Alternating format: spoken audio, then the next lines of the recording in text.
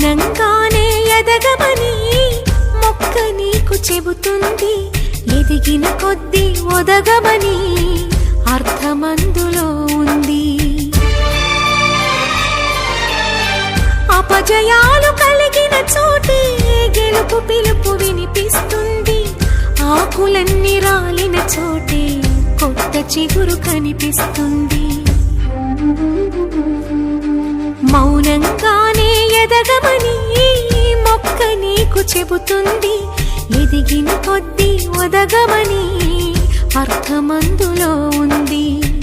అపజయాలు కలిగిన చోటే గెలుపు పిలుపు వినిపిస్తుంది.